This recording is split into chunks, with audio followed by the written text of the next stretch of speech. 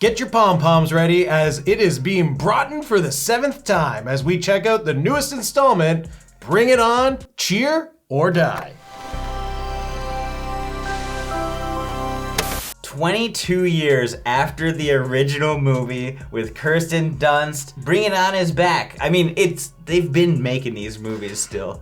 I was the biggest fan of the Hayden Panettiere one, All or Nothing, because that one's awesome. So the moment I saw that they were making a horror version of Bring It On, hell yes. We love cheerleaders, in not a creepy way. We like the idea of cheering and aerials and flipping people around and stuff. And ever since we watched All Cheerleaders Die, we've been waiting for another cheerleader horror movie. We've covered Cheerleader Massacre, Head Cheerleader, Dead Cheerleader. We always want cheerleader horror, so it's so fun to have the Bring It On franchise move into this space. And I think it's about goddamn time. This movie starts off 20 years in the past where we see the Diablos, a cheer squad in the regionals, going to do a big stunt. When one of the girls with a nosebleed is on the top, she drips some blood on the bitch below her holding her, and she purposely throws her to the ground. She breaks her neck and dies. Fast forward to the present, and the Diablos have been stripped of all the cool moves. And they are looking at the knights in their shiny outfits doing the coolest stunts, and they're not allowed to let both feet leave the ground. But regionals are coming up and they need to work on the perfect routine. The principal said they're not allowed to do their routines on school ground, so they find an abandoned high school. At this point, you know someone from the cheer squad of 20 years ago is going to be a parent of some sort. That just is a given. We just don't know who, but we find out that the principal, her daughters actually attend the school, and one is a cheerleader and one is not. So we have our first fun little guessing game, because it's is the principal seeking revenge? There's no names. That's what makes it interesting. We only know that time period. So just time has passed, and now something is going to go crazy because there's gonna be a killer soon. But we also have a creepy guy with a camera hanging out. Evan, jealous ex-boyfriend who's the captain of the football team. And then we've got our squad ready to go. They're at this abandoned gym where they need to practice their routines. And can I just say, I am happy that we actually got cheerleading. Because in a lot of these movies that we see, they'll do one little move, 50-foot cheerleader. They barely did anything in that. But this one, we actually had legit cheerleading, and it was awesome. But when they get to the abandoned school, they're okay, time to practice. First move, girl breaks her ankle. Can I just say, Abby's not a good captain, because she is constantly telling everyone take 5. Water break, and then we run in again in 5. Take 10. Take 10. Take 10 from taking 5. Are we still on break? Yeah. Hey, if I broke my ankle, I would want to take 5, at least. She doesn't need to be involved, but they take a break, and then she's hey, take another break while you're on this break. She was the one that was so adamant about okay, we're going here. We need to practice for 24 hours. Work like hell, kick some butt, practice until we drop. You put your phones in this bag, no outside communication because we need to focus. And then they do 3 moves and it's nah, let's not. That's one thing this film had going for it was it just set itself up. It didn't need to overcomplicate itself. It was okay, you want a reason why we don't have phones? Put them in this bag. You want a reason for a killer to be in this building? Well, it's been abandoned. We're gonna lock it up and technically we're not supposed to be here. And it's Halloween night. So let's just throw all the tropes and cliches just out there. And it is fun. It's super upbeat. It reminds you of the old Bring It On movies. And that's what I'm so happy about. I wasn't sure how this was gonna play out. It is only a 14A, I think. There's no blood in the movie aside from the drip of blood at the beginning.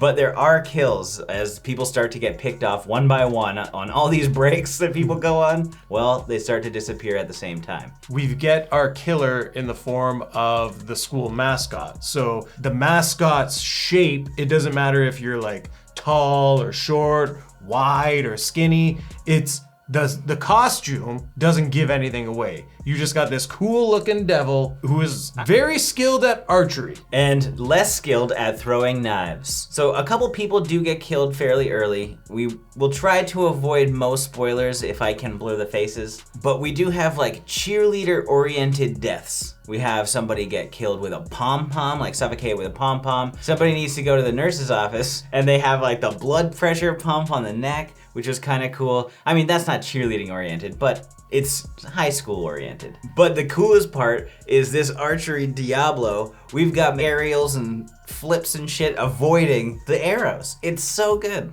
And it's good because like the film moves along at a good pace. We get 3 deaths right away at the abandoned school, and then it becomes the cat and mouse game where everyone realizes, okay, this is serious, so we've got to like figure out who the killer is and how to get out of here. That's when all the cheerleading fun comes in. They just start doing their stunts, and that's what you want. If you said, can we get Bring It On and make it a horror movie, and all you wanted was cheerleading and horror elements, this is what this film pretty much is. Yeah, it nailed it. We know that we are the target audience for this, but at the same time, we kind of are because we're familiar with the franchise. But it is important to know that like, this isn't made for nearly 40-year-old guys. This is made for a younger crowd, and they play to that. They have the same kind of tongue-in-cheek, like sex jokes that are like more teen-friendly with the taco and the eggplant emojis.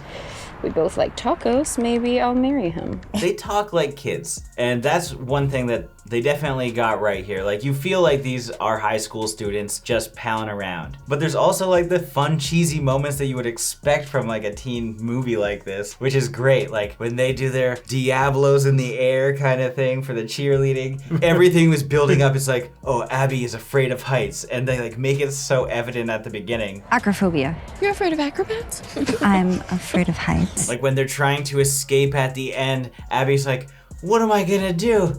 You guys have to catch me. And they do this dramatic, like put their arms out to catch her just like a cheerleading squad would do if she was coming off of a bunch of people. I don't know any cheerleading terms, but you know what I'm talking about. It's the trust fall. It's like, yeah, the trust fall. Yeah. And it's just so over the top. It's great. And like they set up all the cliche moments, like everything you would expect, not just from a horror film, but also a teen movie. Like when the music hits and the 2 students are alone in the gym, you're like, they're lovers. And I don't want to show much of this footage, but there is a scene where they all band together and they're like, okay, do a backflip and kick. And then they kick the killer, and it's so funny. And the quality in general is really good too. It is a sci-fi movie, and we've covered quite a bit of sci-fi movies, but this feels like it's on the higher end. I just feel from a production standpoint, like this is something that probably could have gone to theaters and you wouldn't have questioned if it was a sci-fi original. And as like a full disclaimer again, horror fans have to realize you're not getting any on-screen kills. To me, that's okay for this film because it's the implication. We knew exactly what was gonna happen. Yes, I think it would have been cool if we could have seen like paper cutter death. Worst spirit fingers ever. Even to the point where like the bear trap didn't really look like a bear trap, it just looked like a clamp, but hey, because they didn't want to have like any blood. You can tell that they were trying to avoid showing anything graphic. it's a TV movie, but at the same time, it's the Bring It On franchise. Like this is not like we're a horror film and we're just parroting Bring It On. This is a part of the Bring It On universe. Like at some point down the line in the 8th film, we can get like Hayden Panettiere, like Kirsten Dunst, like a whole like reunion of people like coming in and being like, okay, let's all bring it on together. Bring it on. Evil cheers tonight. Hey, it plays into heroes too. Save the cheerleader, save the world. This movie is just a lot of fun. I think if you like the Bring It On franchise, you're going to enjoy this because it has that horror element. It's not graphic in any sense. It has some spooky vibes. It's fun, it's lighthearted, and it's definitely something to put on for the Halloween season. I think a lot of people are gonna enjoy this. It's not like the best movie by any means, but it is a fun time and it nailed exactly what they were trying to do. So I'm gonna give this 3.5 student tears mugs out of 5.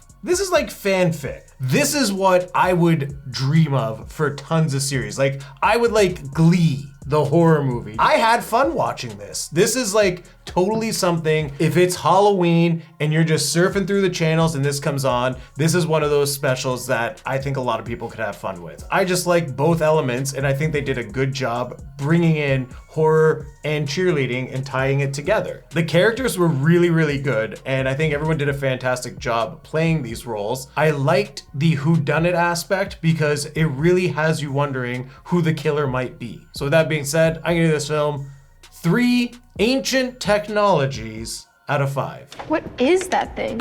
As always, thank you for watching. Like this video and comment below with your thoughts on the film if you've seen it. If you haven't, go check it out. You should. And if it's your first time here, make sure you subscribe to the channel. We do all types of random movies. This was right in our wheelhouse.